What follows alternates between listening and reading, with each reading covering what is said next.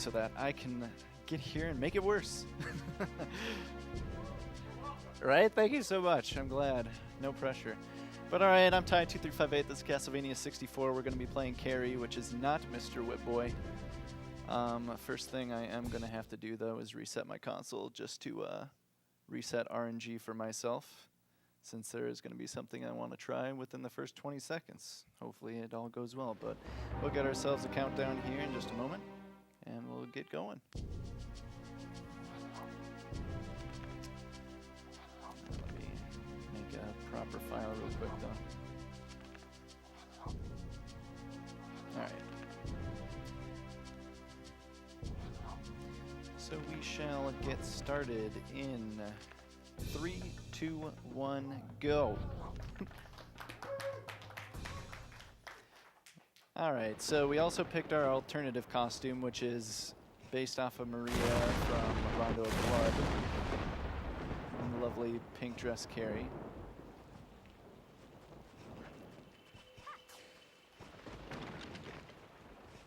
Oh, sure. It's not a problem.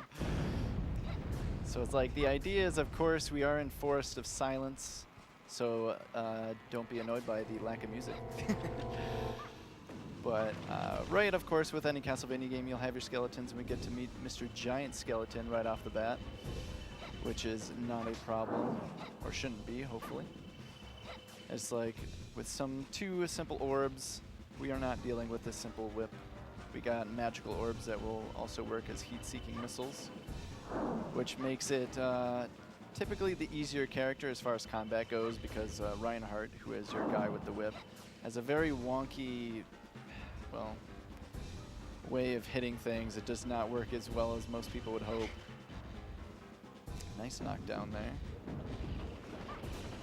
But it's like Bone Mom, as we like to call her, or him, but we just mainly go by Bone Mom.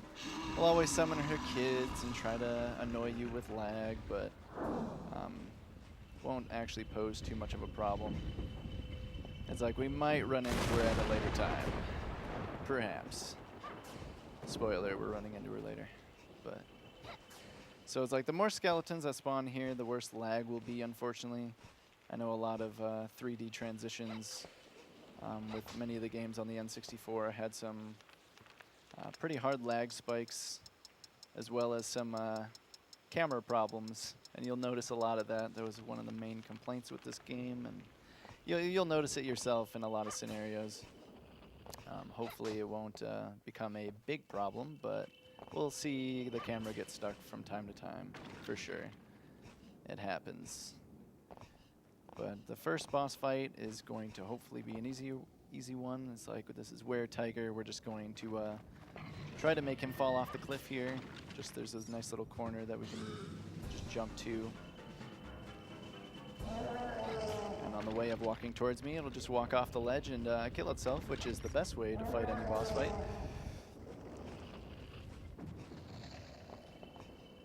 We'll make our way into the next room. It's like you're supposed to go through a bunch of different areas, pull some levers, open gates, and make your way through. So we have now gathered 2 power-ups. We gathered one in the very beginning, and now we gathered our second one. We're dealing with Green Orb, which is our fully powered power-up. So hopefully killing skeletons should not be a problem. So we're going to do a nice little trick right here, which is just known as a slope jump. Might take some damage, but as long as we're breathing, then that's fine. So in the 1.0 version of this game on NTSC, there is that slope jump that you can do, which is no different than, it's just the basic idea is if you are off of a slope in mid-jump, you can do another jump after your slide through the slope, which is not a big deal. It's quite nice for us, actually. And what we did right there was what we like to call a double jump, or a tash jump that the majority of us call it, which is just a frame-perfect jump press at the exact frame at which Carrie tries to grab a ledge. We'll hopefully be doing a lot of those in the course of the run, because they'll be saving about 1.5 seconds every time we do it. You can do it on any ledge grab, but some of them are much more difficult than others. Momentum's kind of a big deal as far as tash jumps go, and I'm not going to risk some of them that are actually very dangerous. But So far, we keep pulling the last lever as we now make our way to the final entrance for Force of Silence. Again, with Velociraptor doing a excellent run, I am hoping to actually try out some new stuff that was recently found. Actually, just even a couple days ago, there was something that was recently found. And even though it's still something I only messed with for like an hour and was quite inconsistent every time, I still wanted to hopefully mess with it for a couple minutes as long as everything goes a-okay. So Bone Mom returns, but as long as we're standing on this little plateau on the edge here, there's supposed to be some skeletons on motorcycles. Don't ask me why. But they get despawned as long as you're far enough away, which exactly happens from standing in that moment, in that spot right there. Has a few phases, but as long as we get up close and personal, which we like to call these crotch jumps, we get way up in there. But as long as you're close enough and in the correct area, it's like she'll swat you away like a little fly. And as long as you have her on the nice plateau there, it's like you end the last phase with her just glitching off the edge and killing herself in the poison water down below like any other boss does, which is excellent. So that was Force of Silence, and now we finally get our intro to actual music and Castle Wall, which is just a pretty hardcore platforming level, as well as one trick known as left tower skip that hasn't been done yet in a marathon, and hopefully we can consider to be the first. That was probably one of the biggest tricks found. Skips half the level. Shouldn't be a problem.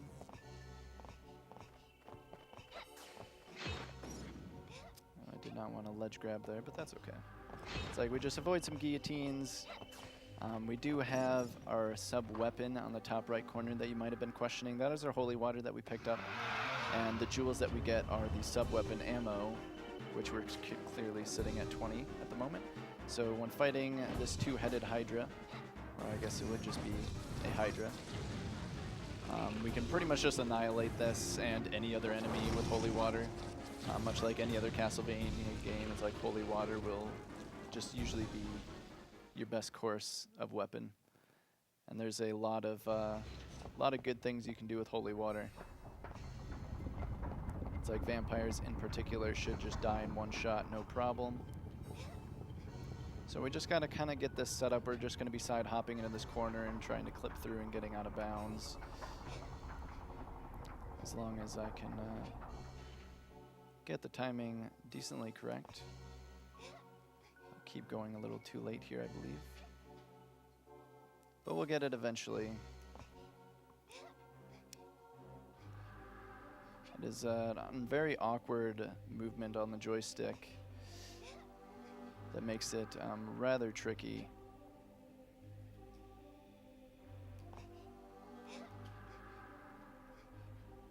Alright, let's get it here before too long. Otherwise we're going to run into some problems.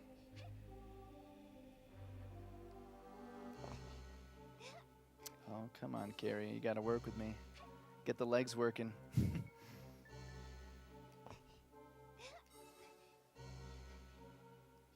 It's like this will be very problematic if we don't get it before too long.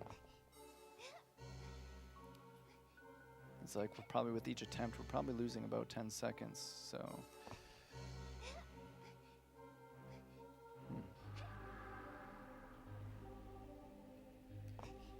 Oh, goodness.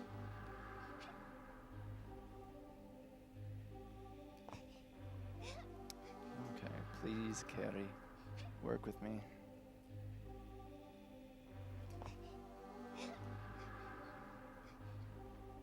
Well, the good news is that there won't be very much good news. We actually probably should have taken, there we go, except for the, okay. So that took much longer than it needed to, and it might become very problematic. We'll have to see on time here, because we need to get to a cutscene within the times of 3 a.m. and 6 a.m. And we might not make that now, because that took way too long. Do not be looking at no statues. So it's like it's almost 4 a.m. right now. So we need to kill these dogs very quickly. And this next skip needs to go well as well. This is dog skip, or hopefully.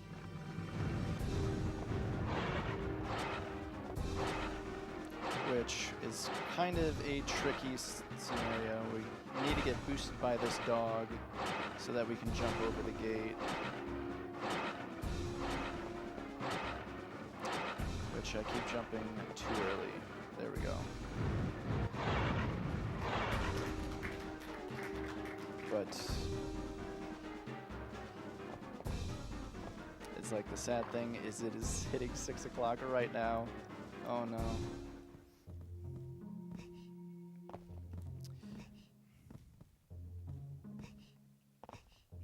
So what we're doing right there is jumping over a fight cutscene that just is your first encounter with a vampire.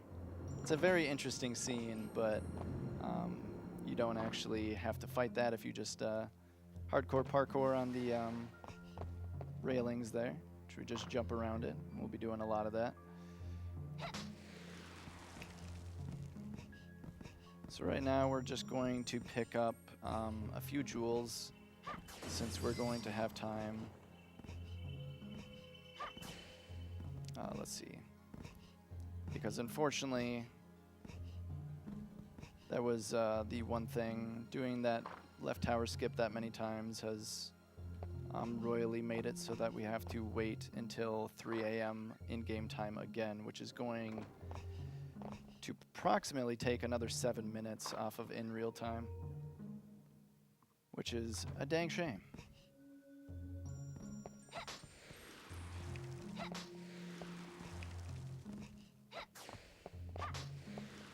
It's like I know pretty much from playing off of certain capture cards and then going to a CRT, it's like you do notice a little bit of a difference.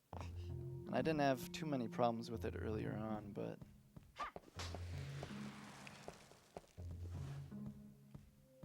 we'll just do this jump again, and then we're gonna have to wait, or plan on waiting at least. So it's like I definitely know if we got time for donations and other times for even talking about the marathon, I think now would be the perfect time to do it, because we got quite the wait in front of us.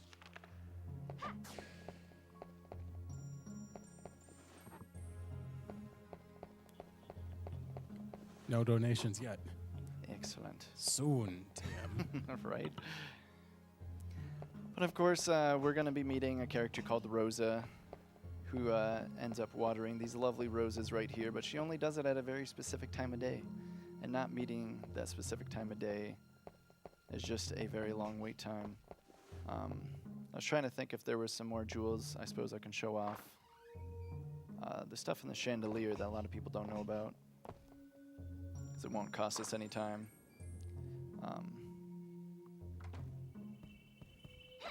It's like a lot of people don't know about the hidden items that you can actually get inside the chandelier, which I will gladly take another jewel. And it's like large jewels and small jewels are what you will end up finding. There's a lot of breakable items in the game, and usually after you get them once, you will not find them again, which is more than fine for the scenario that we're in. Ooh, and then I made the fight happen, which is okay. We got time for it anyway, honestly. It's like you'll see a lot more of these, and again, Holy Water will just delete them anyway. And killing that bat can honestly just give us some more jewels anyway, which isn't a problem. It's like, so we got about another 3 hours in game time before 3 a.m. rolls back around. And then we'll be able to get back on track.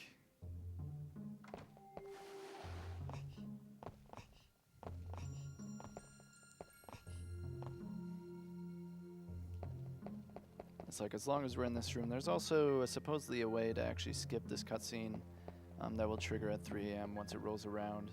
The only thing, a lot of people get this game confused with Legacy of Darkness, which is pretty much the game they made after this one. This game had been kind of rushed, and they didn't get to finish and put in everything that they wanted to, so they remade it, called it Legacy of Darkness. It has 4 characters. revamped like every level in the game, even completely redid some of them and added in a few more. A lot of people considered it to be the better of the two games.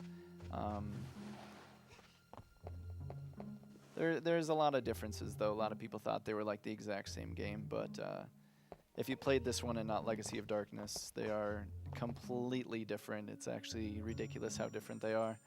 And that's usually why most people will not run one game and the other, because even in speedrunning, it's like the tech and the movement and everything, camera changes, it's all so much different that it just ends up being kind of irritating for whichever one you prefer.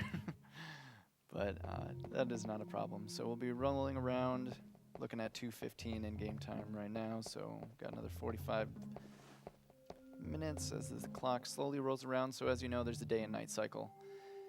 Anytime it's daytime or the sun is out, vampires will take, well, they'll have half as much HP, which is ever so lovely, which is kind of why we fought that vampire, at least on the stairwell, just at the correct time, because if that had a little more HP, I would have had to use a couple more holy waters, but that is not a problem.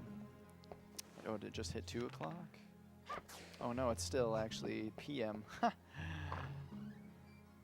That's hilarious. So yeah, it is an insanely long wait, and it would have been really nice to at least grab a sun card prior to everything, which will simply just reduce the time at which the day goes. As if you use a moon card, you'll reach nighttime. If you get a sun card, you'll be back at 6 a.m. The sad thing, though, is while even in this situation, using a sun card and getting to 6 a.m., even though Rosa comes at the times of 3 a.m. and 6 a.m., it's like hitting that sun card at 6 a.m. still will not bring her in. They fixed that on the Legacy of Darkness scenario, but it's like we unfortunately get stuck in this terrible scenario. So it's like this will put me well over estimate, and I do greatly apologize for it, but just an easy heads up.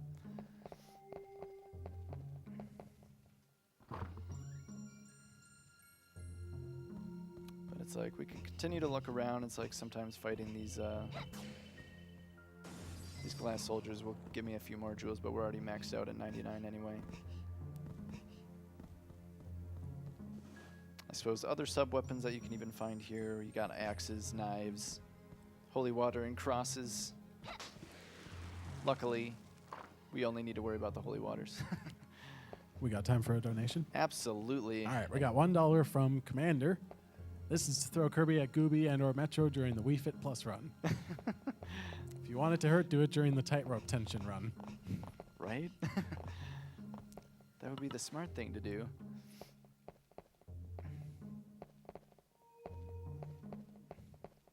Absolutely. I suppose I could go outside and check out another little funny glitch that is in the game.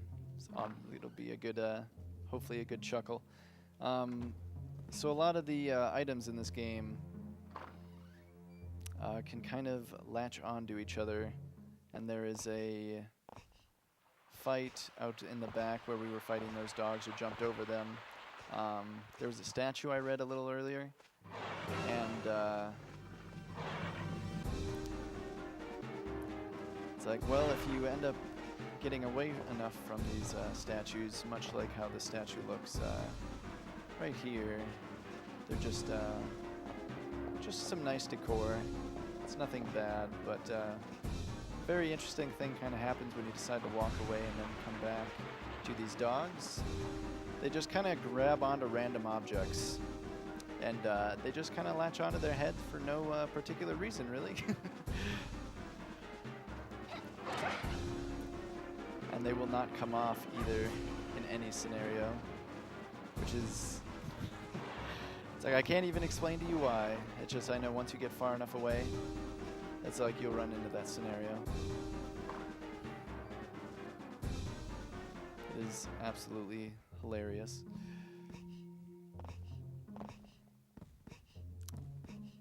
But unfortunately, we're looking at 9 p.m. about right now. In-game time. Got another 6 left to go. And that is why it's like, this is easily the one thing that is most important in any scenario. It's like, anyone would reset at this point because it's an easy 9 to 10 minutes, I believe, that you would have to sit here and wait, which is really unfortunate and really unlucky, and unfortunately I can't do anything about it.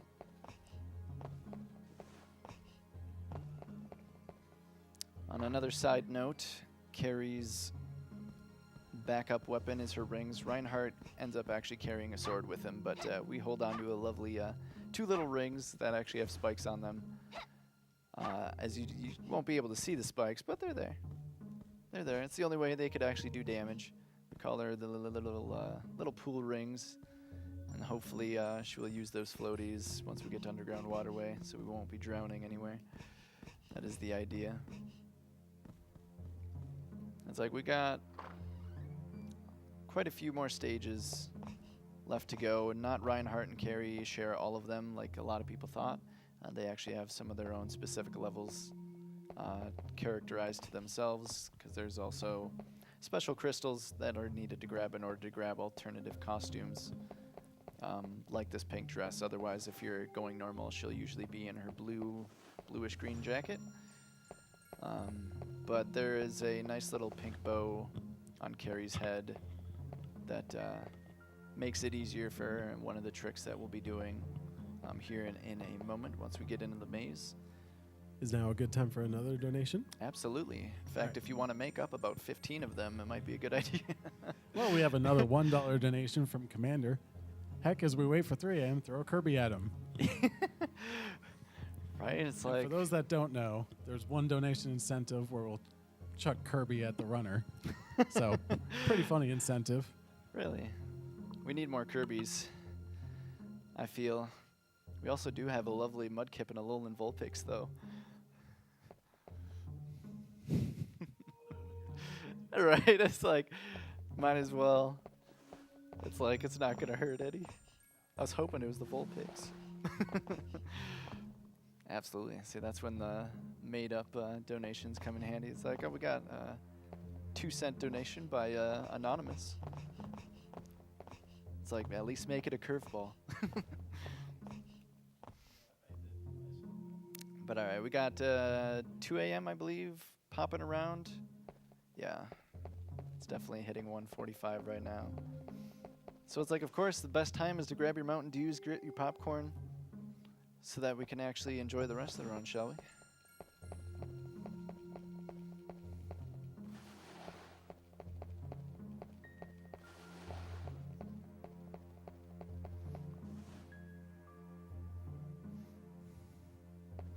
That'll work just fine.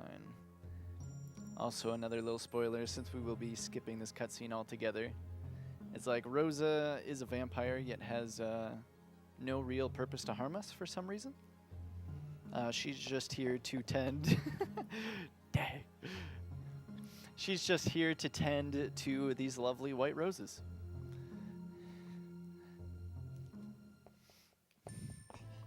All right.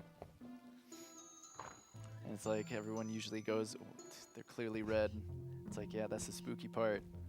What is she watering them with? You don't want to know. Blood.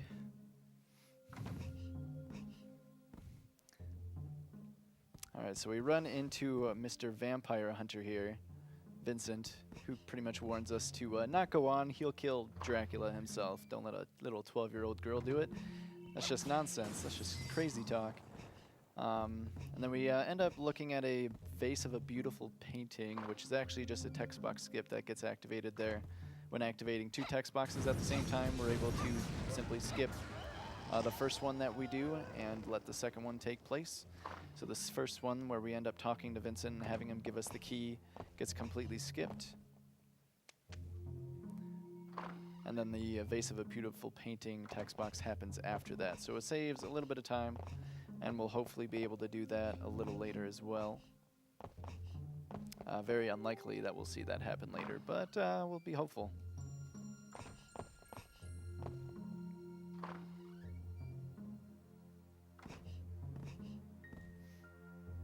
We'll head on out. We get our garden key after getting the archives key from Vincent there.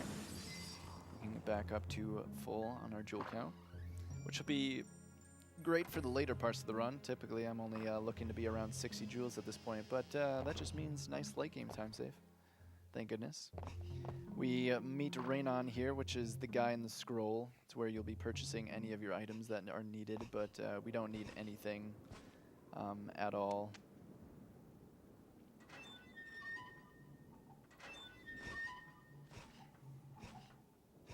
So it's like we get into the maze where everyone's least favorite part exists. It's like you end up meeting Mr. Frankenstein's monster, or the gardener, which just happens to be your lovely guy with the chainsaw who just doesn't even die. He's not a fun time. But we're just going to hopefully skip all this to begin with. It's like a nice little skip found by Winglebert. Made it so that we could actually get through this area without any problems. Unless you clip through into the pillar. I actually stunned him a little. Oh, there we go. So with a little help from his push, is like we can clip out of bounds, and lovely, we don't actually fall into our deaths, which is great. It's like, again, pink dress is lovely for that scenario, just because it's like using a nice visual cue with her pink bow with one of the textures on the hedge makes it very nice and easy. So we get into another vampire scenario.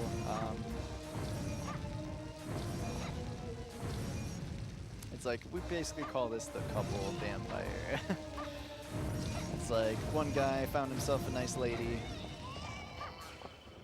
and now they're both vampires and you gotta take them both out. When, again, holy water will just completely wreck them as long as you manipulate them to run around you and do very silly things.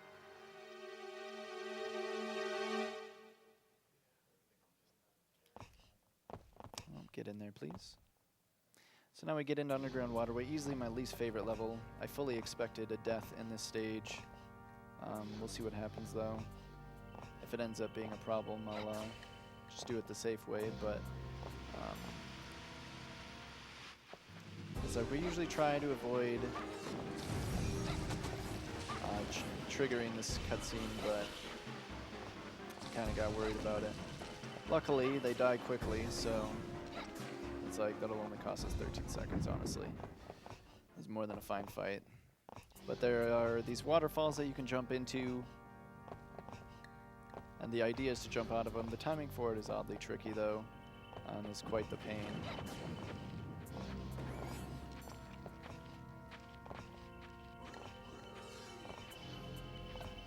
So it's like we got some Lizard Man and some crumbling floors that we would definitely want to avoid, and we're just going to parkour our way to the end. As long as I can maintain some smooth jumping. Which can be difficult at times. But these lizards really don't pose a threat. There's nothing really to be worried about. As long as you jump in and jump out, which we did not do. That's not,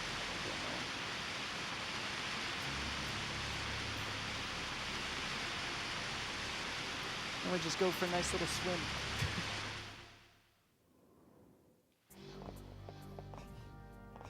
Which unfortunately loses us our power up and forces us to redo the level. That is a really unfortunate scenario. We'll end up doing the fight again though.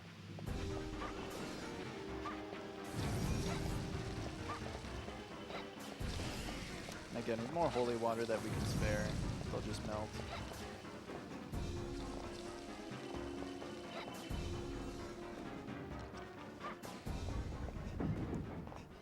So it's like, luckily, with a simple button press, we can get rid of said waterfalls, but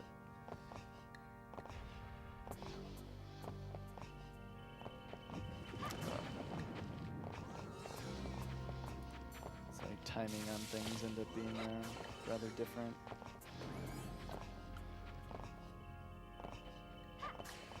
It's like I might even just actually button mash my way through this waterfall.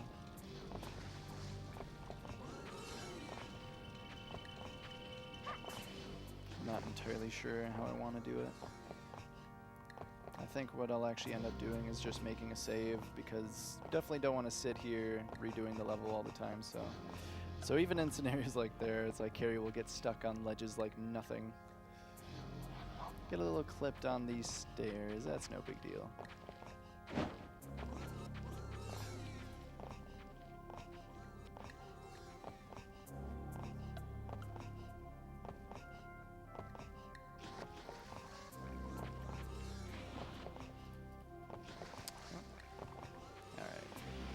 Try this again, a little more success.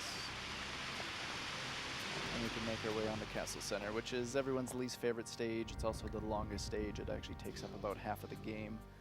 It is a very long stage, but luckily a nice trick was found in order to skip about a good 3 minutes of it, if we can pull it off properly. I'm probably only going to give it maybe 2 tries.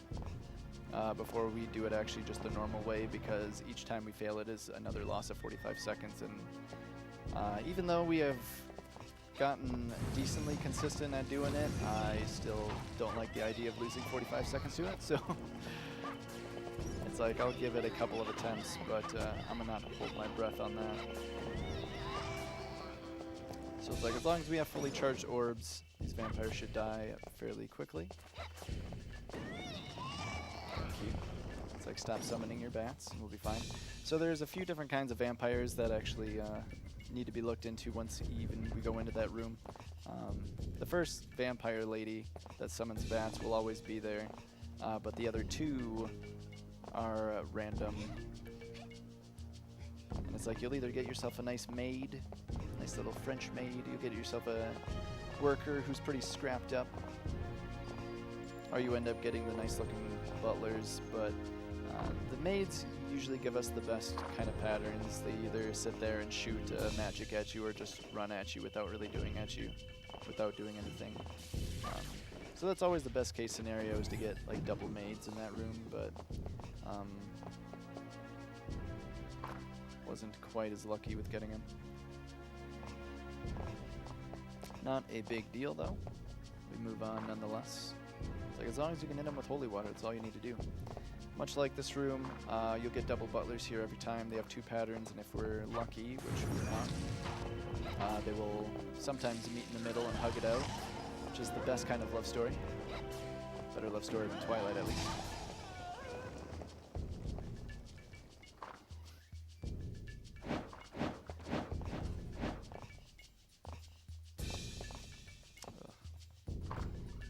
So we end up meeting another lizard. Good old lizard man, though. He's not quite lizard, not quite human. A little bit of half and half. Had himself a very unfortunate curse, I suppose. Alright, we're going to make another save here, because we want to reset the console and actually reset RNG back to 0 or 1, so that we can manipulate that lizard in that room to do a couple of different tricks.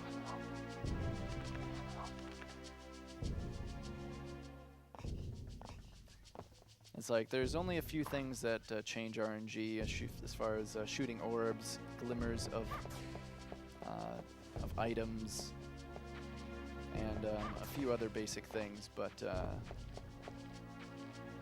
I did that insanely early. It's like the idea is we want, we have a 2-frame window to activate the door while the lizard is pretty much on top of us, so that he'll push us over to the side and get us stuck. But in the moment of doing so, it's like Carrie does not get through the door, and then the loading or the area previously does not get unloaded like it's supposed to. We need to reset that again. I'll try it one more time, but the idea is to get stuck there and get into the library early, which is awfully difficult. I mean, the lizard part should not be the hard part. There is an awkward positioning on a slide jump that needs to happen in order to clip through the floor and get into the library area.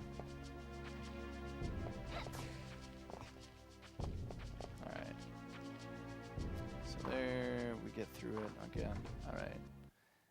We're not going to end up doing this trick today, which is fine. It's like there's been so many times where it's like you can sit here, like even without that, it's like that's not even considered the more difficult part. And the rest of it, it's like I've had plenty of moments where I'll spend 20 minutes just trying to get that. So I only wanted to do it a few times. I'm not going to bother too much with it, but... So we'll grab Nitro, which is our lovely explosive. And while we are carrying it, we cannot jump, get damaged, fall, or else we just instantly explode and die, which is a great time. So it's like we got 2 cracked walls, one up here and one downstairs. We'll need to place Nitro and Mandragora on both of them. We'll be able to talk to this lizard man in order to get ourselves the key for the Mandragora room downstairs.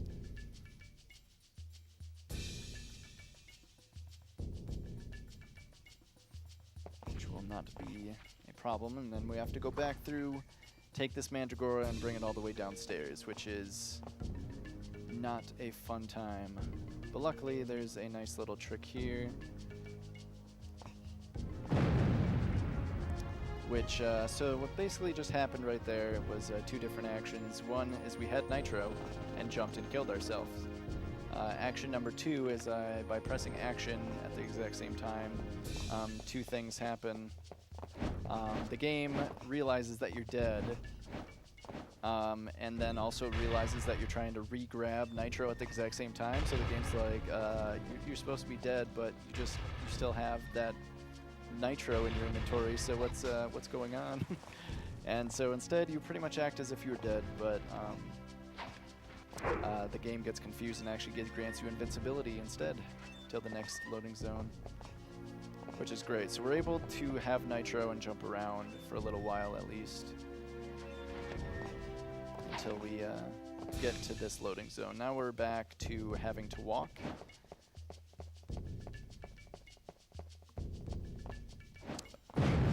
Unless you end up falling like so, which is the exact scenario that Nitro does. It's a nice explosion. Boom chakalaka. Alright, that's okay. Bridge of Satan, as we like to call it. I probably could have taken the safer path.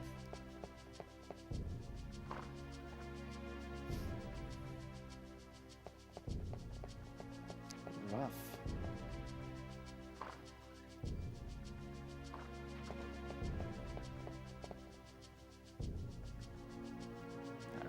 So yeah, there are 2 paths to take. There's the very, very narrow bridge, which I cut way too early. And then there's the longer bridge on the other side that we wouldn't typically go for, but we shall.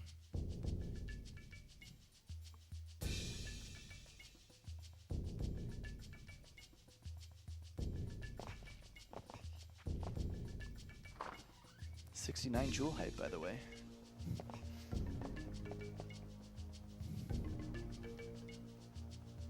Alright, so we'll have to do the Nitro glitch again, which is not a problem. Luckily, pressing 2 buttons at the same time is an easy task. And it's like, even though you can't see it, the text box of it asking to pick up Nitro again is happening, so it's like you just button mash through that, say that you're picking it back up, and then it is back in the inventory. So this window just has a very awkward little glitchy area in the middle where you just run pretty much right through it. Reinhardt actually has a weird scenario where he just jumps through it, which is odd considering his text box is even jankier and wider. He's just much chunkier. Nice mid-air grab. It's like as torches are usually hit, it's like the items will actually be in the middle of the torch and will fall down as you break the torch. So it's ideal to grab them in mid-air before they get to the ground.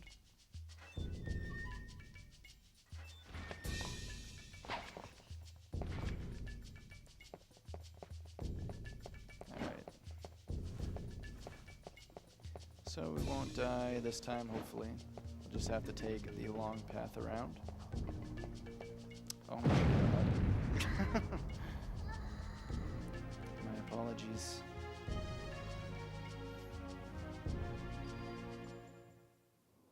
Luckily, that is why I made. That's why I made that save, though.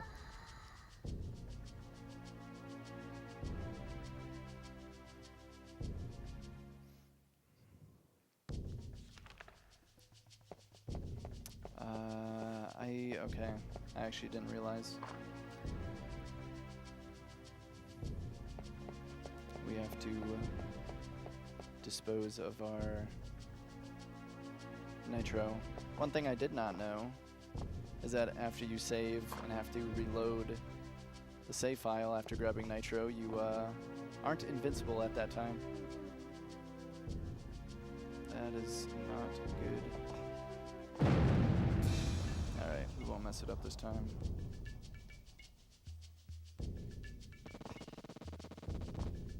You get a lot of lag from these flames though, like holy cow.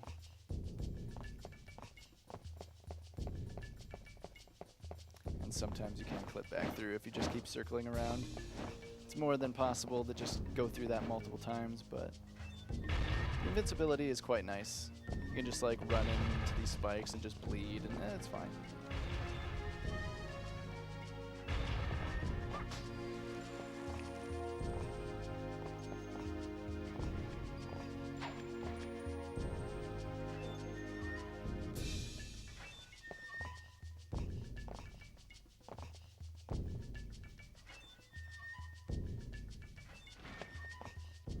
It's like I definitely prefer the small area anyway.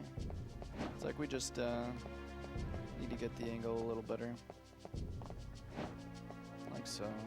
It's not a hard trick to do. It's just a little different from what I'm used to. So the only time that you will see us kind of clip is in a scenario like this where we don't die, which is a surprising scenario, but we can clip up with that cog getting pushed in between that and the wall without dying, which is quite nice. There's a couple areas where you can clip up and not die, which is surprising. And Legacy of Darkness, sliding on these stairs actually kill you while having nitro, which I, of course, found out the hard way. But at least in this, I can slide into the loading zone to get there a tad bit faster. So I know at the very beginning of the stage you might have noticed there were some nice skeletons on motorcycles. Don't ask why.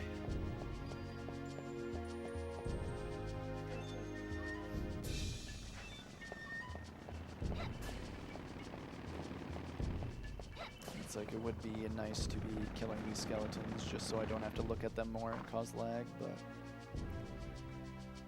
sometimes you're left with that.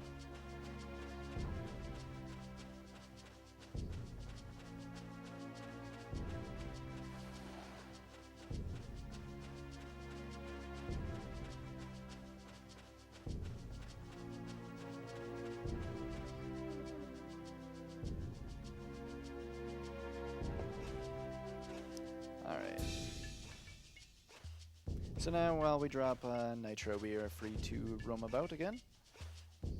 At least for now.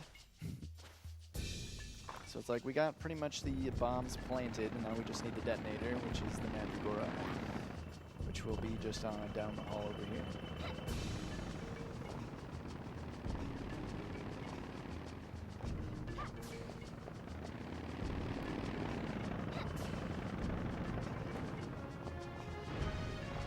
It's like you can hear the skeletons exploding in the background, so you know they won't be here after we leave. So it's like the nice time save from lag is always a treat.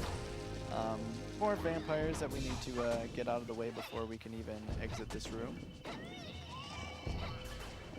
As long as we don't get shot by them.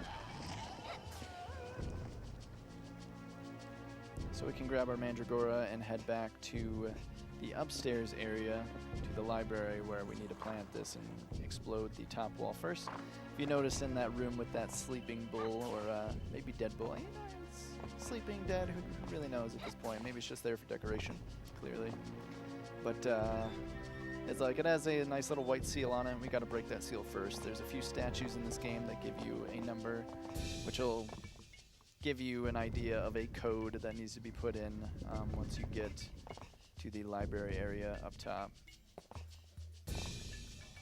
Let's see, right now we got a bit of a dark time. It looks like 11 p.m., so vampires having double HP is a problem. I'm actually going to pop my sun card here. I'll grab a second one. So it's like we can make it back to 6 a.m. just so that we don't have to deal with sticking around vampires all day long. Snipe that torch for another sun card if need be.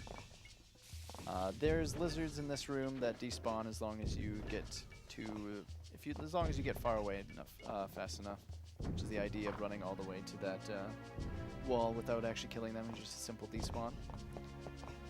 You can get unlucky though if the lizards on the left lockers open late, then you actually have to go more towards the corner instead of the door. But pretty simple either way. So this is what I was hoping for originally.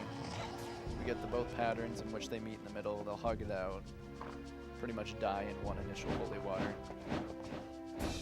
which is always idealistic.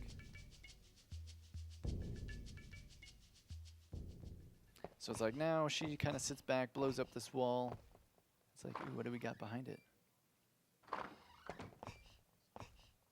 Just a lovely magical library. It's like there is a statue that we kind of just went past. And it's like that would give you the last number of the code, but we already know the code, thankfully. Now I would like to task jump here if possible, but no dice. It's like any ledge in which I just need to go straight up with no harm, like no threat. It's like we'll definitely want to be trying to task jumps those. Most people will button mash during those times to try to get that frame perfect spot, but I've always timed out the exact moment for each frame on every task jump and on any other trick in the game, so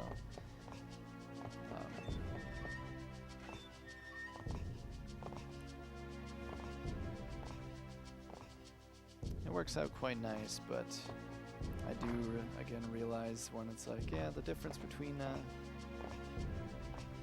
CRT and capture card is a little bit of how it captures, and ends up actually being a little bit of a difference because of pretty much by exactly one frame, I think it is. Which I knew would be the case, and I had fully planned for that, but it has been a problem so far. So it's like we make our way back downstairs to the Mandragora room so we can finally crack that last wall and be at our end of Castle Center here.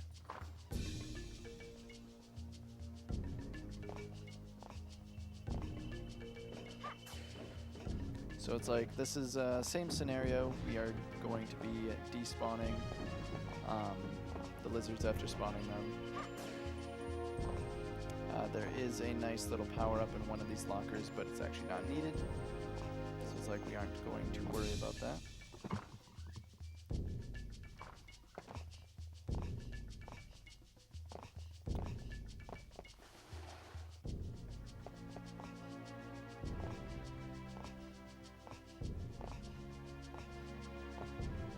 Just gotta trot our way down.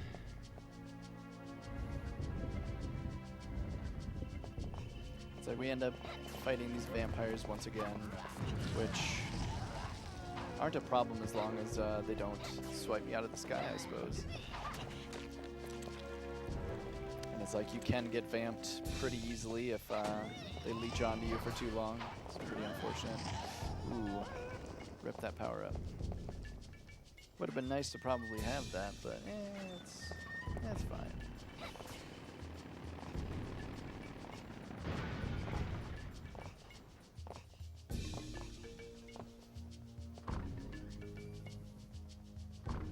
So back in the Mandragora room, finish off the two vampires and move on.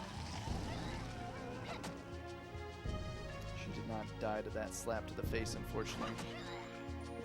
Or that one. And it's like, unfortunately, you have to wait for the particle effects to actually disappear, before you can actually leave that room. Otherwise, it'll continuously say that it's locked. And it's like, I don't know why. It's like they're dead. Like, but they're not fully out of the screen, out of the picture yet, so it takes a little more time than that. So it's like we can blow up this wall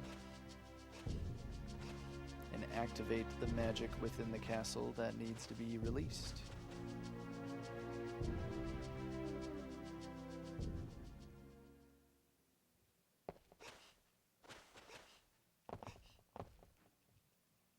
Which is really the only reason why you're able to leave. It's like there's an elevator. It doesn't quite work with electricity, but it works with magic, of course.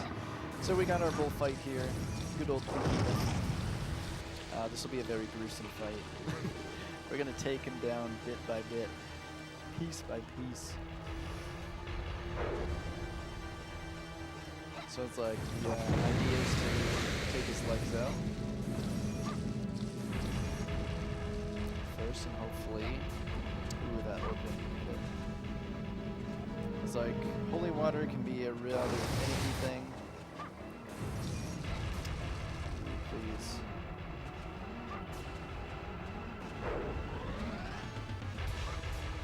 We just have to hit his butt like one more time. Just come here. So at least I can get him in this looping rotation. I can eventually snipe him. Then we have to go with the head and then body before we can actually annihilate the rest of them. So we'll look away just to reduce the lag from all of the particle effects that actually happen while he's disintegrating, being thoroughly cooked. And he'll just explode and disappear. It's like, well, alright. If you want to die that way. It's like he does drop a lot of beef and chicken, which will obviously heal you by either 80 or 60%, but we won't have to heal at any point in the run, at least hopefully. So it's like Camilla is actually our good old lucky cousin. We find out as we adventure through has actually been turned into a vampire herself. It's like, oh, it's kind of a sad time. But we'll take her down, no problem. It's like you just kind of have to sit here in order for her to shoot orange orbs at you, otherwise if you kill her without her doing that, the game actually freezes, or soft locks rather, which is one of the biggest and problematic crashes of the game. But as long as you get past that, you just tank it in the face, and then you can just crouch in front of her and nothing can hit you after that point. So there's just another power-up up here that we'll grab real quick before we can activate the magical mechanism to activate the elevator and get out of here.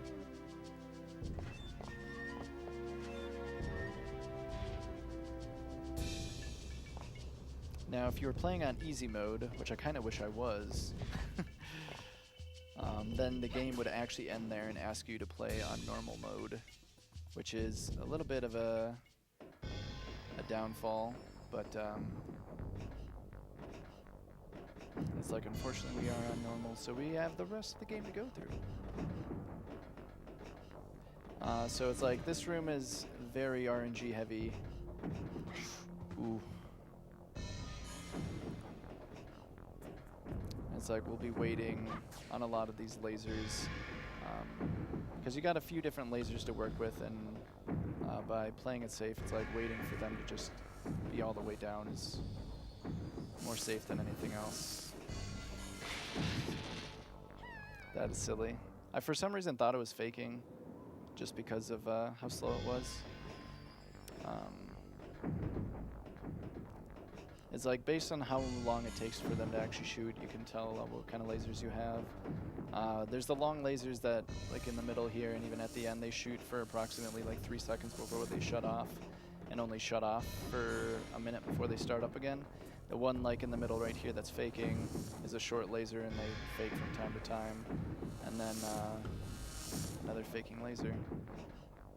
But the short lasers only shoot for about 2 seconds, and they also pause for 2 seconds. So going at the times of short lasers are usually the best, and usually just want to wait out the long ones for sure. So all these spike boxes will come out completely randomly, and so the only way I try to avoid them is just by hugging the wall as close as possible, because they'll either be hugging the wall with me or in the middle or on the far end of the conveyor belts there. So it's like, luckily we didn't get hit by any of them, which is very rare. And then we get to deal with some turrets that are also very random. So it's like, we'll make a save because it is very easy to die here. A little too easy to die here, honestly.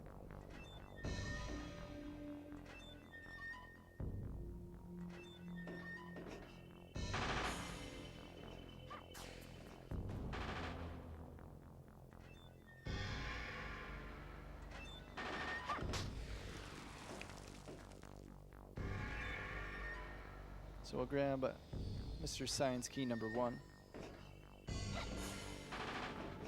so that we can get to the room in the far corner of this area.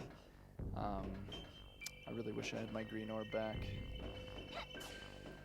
The idea is we want to kill a couple of these turrets just because I'm going to be jumping around them once we get back out of here. The only problem with that is these turrets don't have any pattern to them either. They'll either go left or right, but can also juke left and right whenever they want. They can juke back and forth all they want. So it's like, I'll be able to look at the turrets for a couple of seconds as I'm jumping through them, and I'll have an idea on whether I need to be going over their shots or that'll be safe. And sometimes you can get caught in the crosshairs and get shot down and die, which is absolutely terrifying. And if I had another green orb, I'd be able to just shoot an extra one for a little bit of safety, but I don't quite have that luxury. Ooh, okay. Ooh, okay. That's fine. We're just gonna have to move a little over. That one jump, I didn't think I was actually gonna land on that platform. I expected to grab the ledge. It's like, oh, stop shooting. We're fine.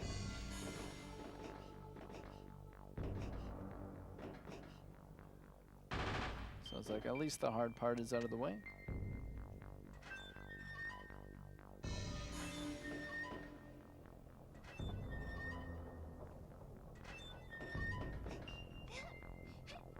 So it's like, we'll make our way up these platforms. These platforms are really notorious for Carrie not actually grabbing the ledges. There's a lot of ledges that, for whatever reason, just sometimes she just won't grab and it won't make any sense. It's like, a lot of it will happen if you're a little too close to the wall, but it's like, there's been plenty of cases where people will play the game and you'll just be standing there going, why didn't you grab the ledge? And it's like, I don't think we'll run into any of that though. It's like, the only time I feel like it ever happens is right there on Science, and sometimes in this next area, which is Tower of Sorcery. My favorite level. It's a very pretty level. Just a pure platformer with some minor enemies, but they should not be a threat.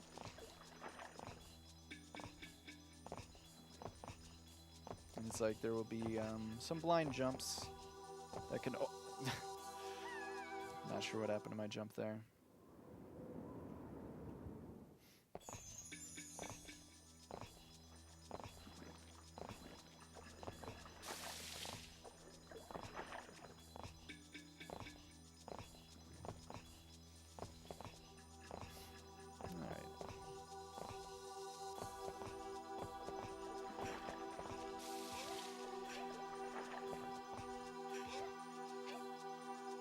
So it's like, even though you can't really see it, these crystals are actually moving up and down, so it is possible to actually get a little sidetracked from that and think that you can just do a normal jump and grab that, and that's actually never really the case.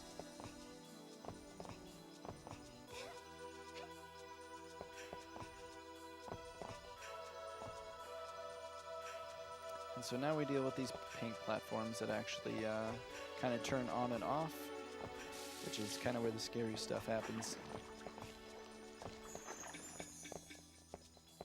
Because Because we'll just have to be kind of jumping onto some platforms that'll be not really there while we hope that they just kind of spawn, or just have to time it out properly so that it shows up when I need it to show up, like so. I needed to land on that though. If you do it fast enough, you can get onto this next platform that just disappeared in order to hit the bubble. That will arise these yellow platforms so that we can move on out.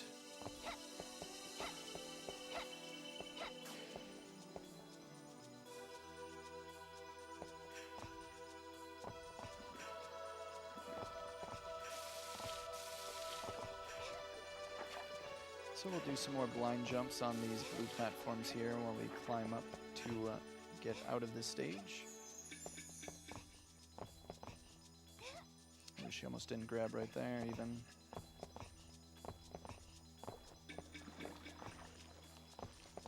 And then we can get out of here.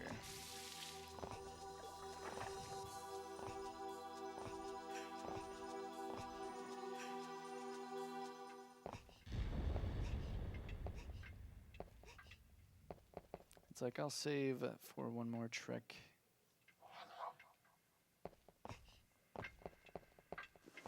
So it's like normally you fight Actrice, which is kind of the main villain for Carrie. It's like Reinhardt has to deal with Rose's problems, but Carrie will deal with Actrice and some others. So you can actually clip through. Oh no. Oh, and that's why we saved. So you can jump through that ceiling and actually loop back around. And we're kind of almost at the moment where we actually have to think about retiring this run. Due to that that maze problem, or the left tower skip problem, costing us that like 10 to 15 minutes or whatever it was, that ended up being detrimental, and we'll end up being really far on the marathon if we probably even complete this. So I'm not even sure what the best course of scenario is, because we still got about another 10 to 15 ourselves, which is really pushing it considering how overestimate we are already.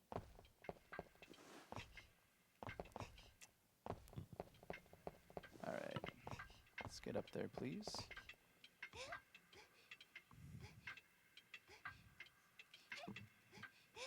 So it's like I will... Okay, Carrie, what are you doing? I don't even understand, honestly.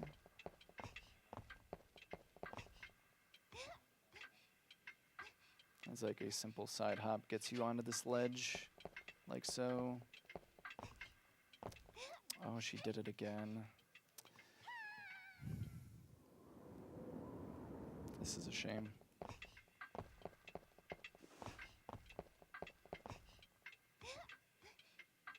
It's okay, though. The ride is fun.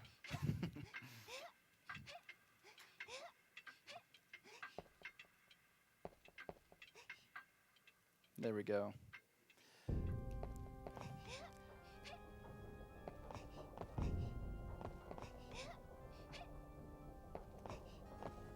So it's like we have Clock Tower and then the Drac fights afterwards, but the Drac fights are going to be awfully slow since we had died and lost our power-ups, and we can actually not grab any from here on out, which is a shame. So it's like we'll lose even more time. Alright, I wanted to try something for our German broadcast team. It's like there was a new trick found a couple days ago in this room that makes it so you don't actually have to climb up the left side. You can actually pop right up on the gear in the middle. But I'll also let that be kind of more on your judgment call as far as, again, we got easily another 10 minutes left, but I am more than fine with getting this out of the way so that we can keep the marathon going afloat, honestly. Yeah, we are running quite far behind and getting Right. more behind as time goes on. I know. So we'll have to move on here. Exactly. That's what I was kind of thinking. So that's more than fine. It's like, if you want to watch the rest of the run, you can easily catch me on Ty2358. Not a problem. Runs go much more smoother. I just Wasn't quite prepared. It's what practice is for. That's why you practice. But yeah, we'll get it out of there, no problem. We'll move it on. So go right on ahead. Thanks though for watching. I do greatly appreciate it. Oh yeah, thanks for playing for us here. Not a Sorry problem. that your run didn't go too well. Oh, that's a-okay. It happens. Hey, if every run went super well, then speedrunning would be pretty boring to watch. Exactly it, right? You've done well, right? That is exactly it. All right, thank you At so this much, point. Ty. for Yeah, not a joining us. problem.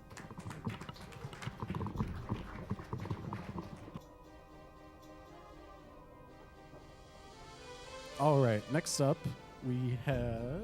Let's see. I put it here somewhere. All right, we got. Oh, I didn't paste it in there. All right, one moment here. Gonna set up for a bit.